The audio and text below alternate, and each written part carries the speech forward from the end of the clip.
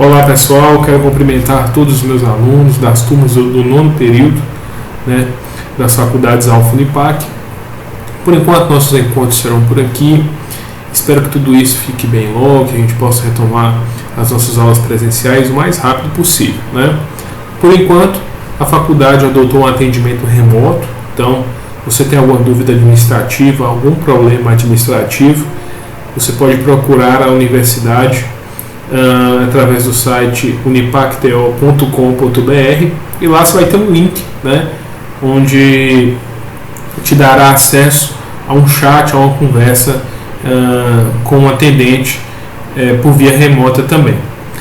Eu, né, professor da disciplina, sigo em plantão de dúvidas com essa quarentena a gente está em casa o dia todo, então sigo no plantão de dúvidas via WhatsApp, via e-mail, via um novo sistema que foi disponibilizado a todos vocês, não é isso? Então tudo que a gente puder fazer para tornar o ambiente de aprendizados melhor, né, nós faremos. Pessoal, como vai funcionar essa aula de hoje? Então esse primeiro bloco, 15 minutinhos, os próximos blocos de 10, acredito que serão 4 blocos no total, talvez 5, para poder fechar todo o nosso conteúdo, né? Aproveitem, na troca de cada bloco, faça uma pausa para um breve intervalo, tomar uma água, ir no banheiro, né? Mas retome as nossas aulas, assista a aula como um todo para não acumular conteúdo, não é isso? Vou sempre disponibilizar para vocês o material para leitura em PDF. Todos os nossos materiais até aqui trabalhados já estão, né, no Microsoft Teams, que é o novo portal utilizado pela nossa faculdade.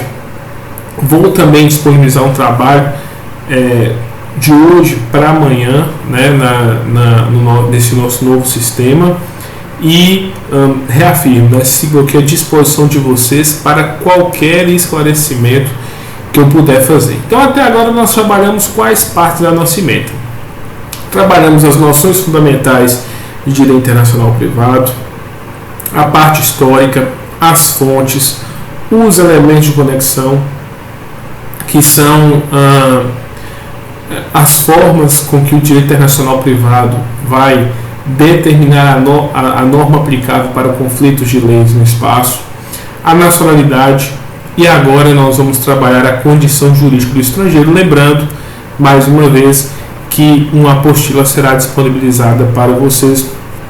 A dos outros assuntos já tratados já se encontra no portal. Então, pessoal, é necessário falar da entrada, do ingresso do estrangeiro e da saída também do brasileiro, né? Então, para falar de condições jurídicas do estrangeiro, nós vamos ter que abordar essas temáticas.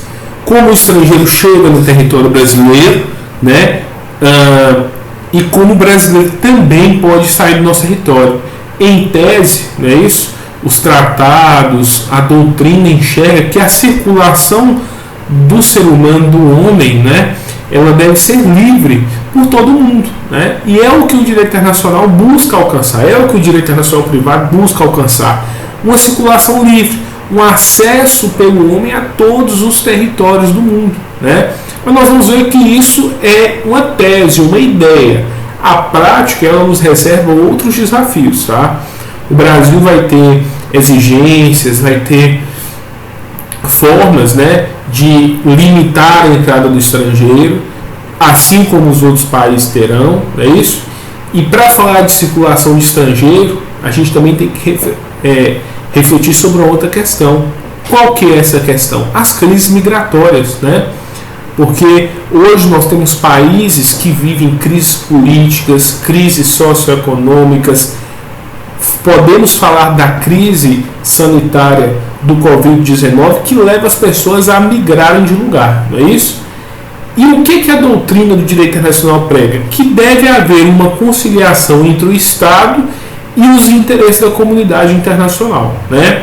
A gente acompanhou crises, como foi o caso da migração dos estrangeiros advindos do Oriente Médio, né, do Norte da África, em que lá existem países sob forte crise que se dirigiram para a Europa e a Europa não soube lidar, né, alguns países fecharam as suas fronteiras, negaram asilo a essas pessoas, né, que precisavam de ajuda, e tudo isso trouxe uma discussão. E é muito importante, né? A gente vai acompanhar aqui, né, aqui próximo de nós, a crise migratória da Venezuela. O Brasil recebendo uma demanda diária de venezuelanos que querem refúgio, né, de um país que sofre uma profunda crise social, uma profunda crise política, não é isso? Sofre sanções dos Estados Unidos, sanções econômicas que travam a economia do país. Então tudo isso, né, tem que ser refletido por nós futuros advogados, né, vocês que são futuros advogados, possíveis futuros políticos, juízes, promotores, delegados, né, pessoas que vão poder prestar serviço ao poder público executivo e que vão ter a oportunidade de lidar com a questão migratória, não é isso? Então nós precisamos refletir sobre as crises migratórias e sobre essa situação, principalmente a que está aqui perto de nós, que é a Venezuela. O Brasil recebe em torno de 30% dos venezuelanos que decidem abandonar o seu país. A maioria acaba indo para a Colômbia e Equador porque lá se fala a língua espanhola e por isso acabam sendo países que acolhem melhor esses estrangeiros. Então a imigração, ela é um fato de importância universal. Não se pode negar o direito de imigração, é isso? Não se pode negar o direito de circulação das pessoas. Hoje a gente vê um caminho contrário, a gente vê os países fechando as fronteiras, não é isso? Tudo bem, o que acontece hoje com o Covid-19, com o coronavírus, é uma realidade em que o fechamento de fronteiras é necessário. O Brasil fechou fronteiras com todos os países da América do Sul, não é isso? Fechou, se negou a receber voos da Europa. O Brasil só não fechou, só não negou a receber estrangeiros dos Estados Unidos. Somente americanos podem acessar o território brasileiro nesse período de Covid-19. Tá? Mas essa questão da migração dentro da realidade do Covid-19, ela é uma exceção. É uma exceção porque nós vivemos uma crise sanitária que também está gerando uma crise econômica, né?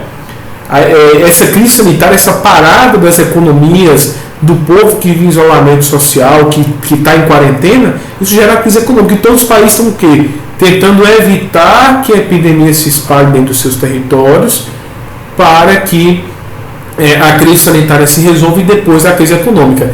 Não dá para resolver primeiro a crise econômica e depois a sanitária, porque a econômica decorre da sanitária. Então uma coisa deve ser aguardada pela outra, tá? Vários autores, né, defendem que o Estado se degradaria ao negar a imigração, porque a imigração é importante, né? A gente estudou na história Roma, Grécia, não é isso?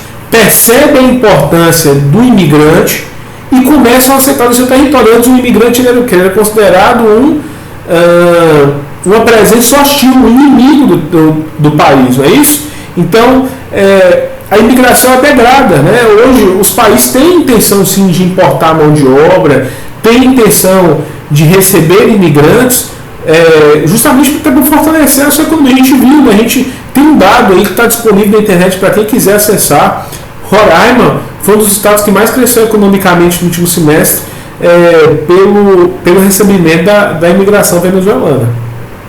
Então isso é importante destacar. Hans Kelsen, né, que é um importante autor do direito, ele defende que nenhum estado será obrigado a admitir estrangeiros. Isso que Hans Kelsen defende é compreendido e aceito por toda a doutrina internacional e é aplicado por todos os países. Nenhum país é obrigado a receber estrangeiro. A teoria do direito, ela busca uma circulação universal no futuro.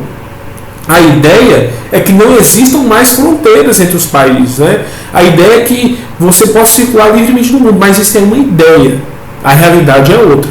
Os países impõem limite de circulação, né? E nós vamos estudar um pouquinho da história das condições jurídicas do estrangeiro. Nós vamos ver que a maioria dos países impõe sanções, impõe medidas, né? Usando um melhor termo, impõe medidas para que o estrangeiro adentre o seu território. Então, aí na tela para vocês, né, nós temos uma decisão da Suprema Corte americana que valida essa ideia de resgate. Diz o seguinte: é um princípio aceito em direito internacional que toda nação soberana tem poder inerente à sua soberania e é essencial à sua autopreservação de proibir a entrada de estrangeiros em seu domínio ou admiti-los somente em casos e segundo condições que lhe pareçam adequadas. Então, para cada país, né, nós teremos uma realidade de imigração. Cada país vai receber o estrangeiro da forma que parecer mais conveniente e adequada. É o que a Suprema Corte americana defende, é isso que é replicado hoje no direito internacional pelo mundo, não é? E nós temos que entender essa realidade. Então, ao pensar em se deslocar, nós temos que pesquisar quais são os requisitos de cada país para acolher o estrangeiro, na qualidade de turista, de trabalhador, né, de residente, talvez uma possível naturalização. Temos que acompanhar a realidade de cada estado. Pessoal, os Estados Unidos, que a gente acabou de citar, foram os pioneiros, tá? Eles têm os primeiros registros de controle de imigração das suas fronteiras da história. Em 1882, os Estados Unidos instituiu o seu primeiro programa migratório. E esse programa migratório foi validado pela sua Suprema Corte. Ele foi considerado constitucional. Por que tudo isso foi levado à discussão? Porque na época ainda não era, né, comum a existência de programas que criavam limitações de acesso ao território por estrangeiros. Tá? Para vocês terem ideia, os Estados Unidos são tão firmes nos seus programas de imigração que quando o mundo viveu uma das suas maiores tragédias, né, que foi a Segunda Guerra Mundial, os Estados Unidos se negaram a receber navios de estrangeiros refugiados da guerra.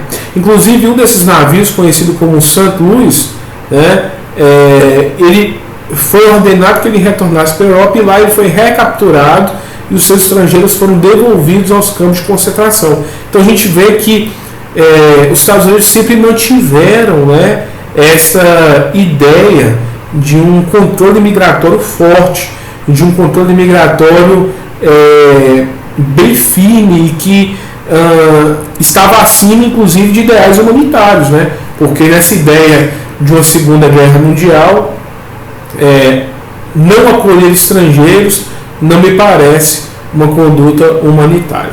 O Brasil, fortemente influenciado, tá, também acabou adotando medidas parecidas com as americanas. Nós vamos ver o seguinte: antes disso, né, antes desse período em que os Estados Unidos estreia, né, a prática de atos de controle de imigração, antes desse período de 1882, em 1808, Dom João VI, né, em sua Carta Régia, ele decretou a abertura dos portos e estimulou grandemente a imigração. Então, Dom João VI ele vai ser um dos primeiros, né, governantes do Brasil que, nessa época ainda de colônia, claro, o Brasil ainda não era país, né, não era república, era colônia de Portugal. Ele vai abrir o Brasil para a imigração. E olha o que diz a nossa Constituição Imperial, olha o que dizia, né? Qualquer pode conservar-se ou sair do Império, como lhe convenha, levando consigo seus bens guardados ou regulamentos policiais, e salvo o prejuízo de terceiro. Então, pessoal, nós vamos ver que a Constituição Imperial, né, ela traz esse desejo, né, da imigração, de acolher imigrantes, né, de acolher estrangeiros, e também de permitir que os cidadãos também deixassem a colônia brasileira, não é isso? E aí nós vamos também ter, também na tela para vocês, nós vamos ter a primeira Constituição Republicana que diz algo no mesmo sentido. Em tempos de paz, qualquer pessoa pode entrar no território nacional ou dele sair, com a sua fortuna e bens, quando e como lhe convier, independentemente de passaporte. Então, naquela época ainda nem se exigia um passaporte para a saída do território brasileiro, né? Então nós vamos ver que inicialmente o Brasil abre-se, né? Se abre, melhor dizendo, para um contexto migratório e permite a entrada e saída, né, de estrangeiros, dos seus cidadãos, no momento em que desejasse, né? E aí o Brasil atendendo a todo um contexto internacional. Nós vamos ver que isso vai mudar, né? E a gente vai acompanhar isso no próximo bloco. O nosso tempo acabou agora. Dá uma pausa aí, mas não para de assistir, tá? Só clica na próxima aula, no próximo bloco.